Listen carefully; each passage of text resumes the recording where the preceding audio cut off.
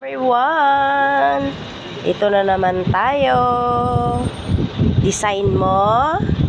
Ayan. Gawa ko.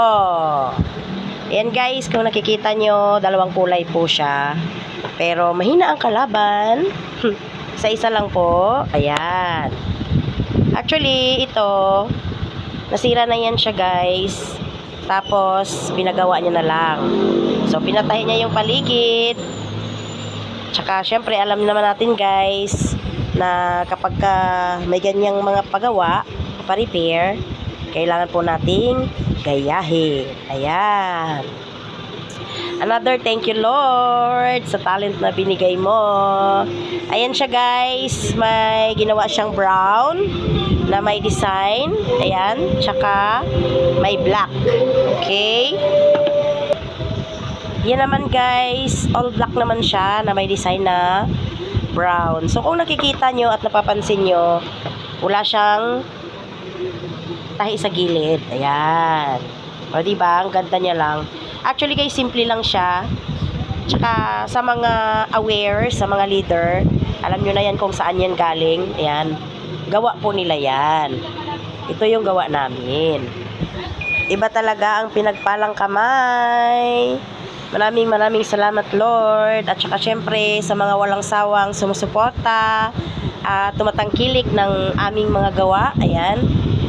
Sa mga hindi pa po aware, genuine leader po ito. Handmade po siya.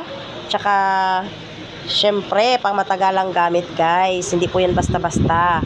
Kung napansin nyo, may mga ganito kaming walang tahi. Kasi meron talagang gustong bumili na walang tahi talaga. Ayan. So, mas maganda kasi siya tignan pag kaganyan. Ang tayo actually guys, dagdag design na lang po yun. Ayan. So, ano sa palagay nyo ang mas maganda? Brown or black? Ayan. Maraming salamat sa lahat na hindi sumasawang pag-clicks ng mga uploaded videos ko. Ayan.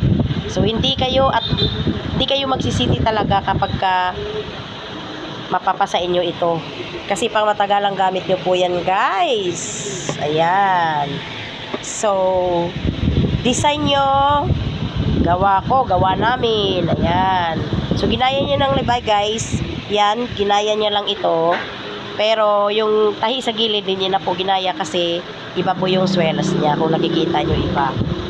Ayan. So, pang matagalang gamit guys. Baka naman. Maraming salamat everyone.